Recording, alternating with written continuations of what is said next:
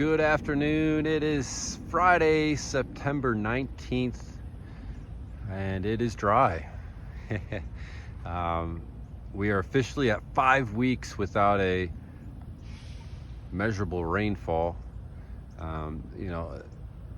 They've got the forecast with a lot of chances of rain. I don't know. I guess we'll probably catch something, but I don't have my hopes up. I'm thinking maybe a couple little splashes here and there.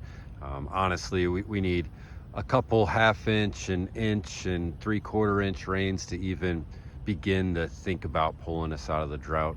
On 8 here, so you can see the areas that we work daily on with watering is right here. The green, the collar, most all of this is in really good shape. And then you sprinkle down to fairways and tees and some roughs, and we've got coverage issues as I've talked about before, so I won't go into it. So some areas are dry, and you've got areas that don't really have any irrigation at all, which is a really good example over here to the right of our screen, which is the left of the hole as you're playing it.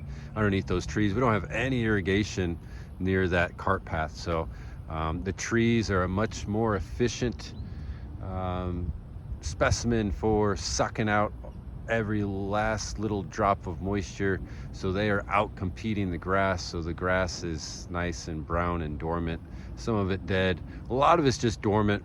We get some good rains and they'll come back. So I don't know, we'll see what happens.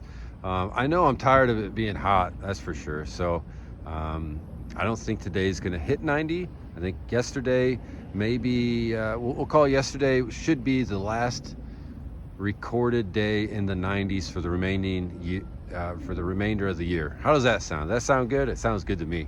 I don't think I'm quite ready for snow yet. I do like the winter.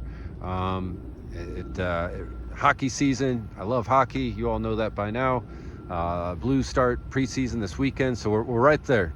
That's kind of my initiation of fall is hockey. So hockey's starting, so fall's got to be around the corner, right? So looks like the temperatures will definitely be much lower in the upcoming days and through next week, and we'll see what happens with the rain. So on the golf course, last weekend, club championship, one of our favorite tournaments, last big tournament in our eyes as far as maintenance agronomy goes. So congratulations to all the winners and all the flights.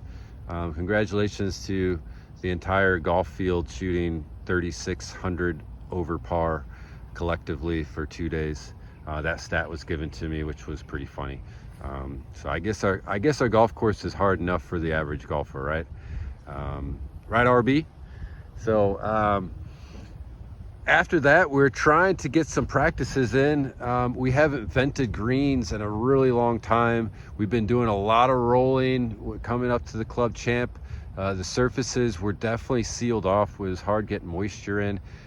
So we vented greens on Monday, as well as made one of those wetting agent apps that I talk about every once in a while, where that helps the water percolate into the it breaks up surface tension so the water can get into the soil, and then it helps with that water being able to percolate and continue moving through the soil. So we ran nearly 45 minutes worth of overhead watering after that application and Monday night, and honestly it wasn't enough, so that agent really helps flush and move the water through, and if you think of our soil profile as a cup of sand, if you will. I wish I had a clear cup and make it easy to show. When you're watering from the top and you can get that water to percolate, it finally settles its way down to the bottom of the cup. Well, then you've got to get enough moisture to start at the bottom of the cup and fill that cup all the way to the brim. And what we did not accomplish was we didn't run enough water to fill the soil surface all the way up to the brim.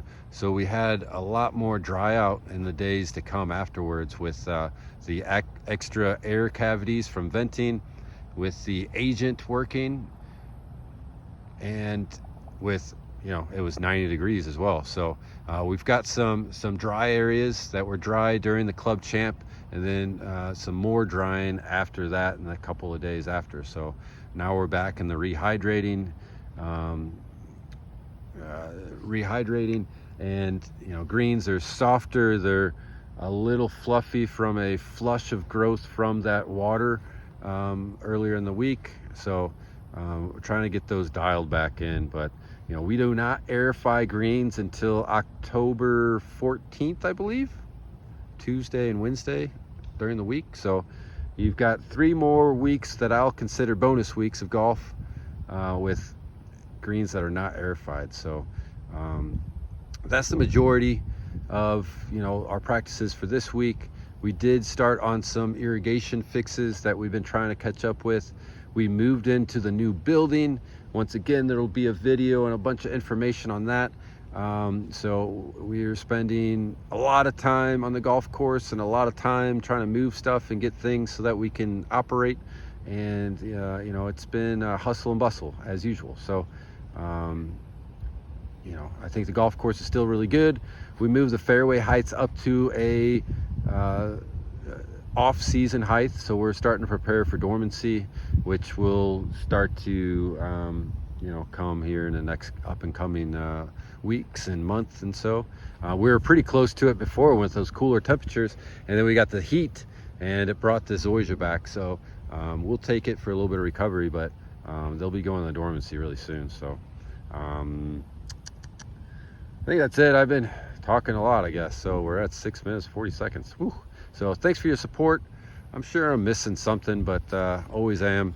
I do have a walkthrough video that I made last week of our old maintenance area, so maybe I'll post that mid next week. And otherwise, have a great weekend.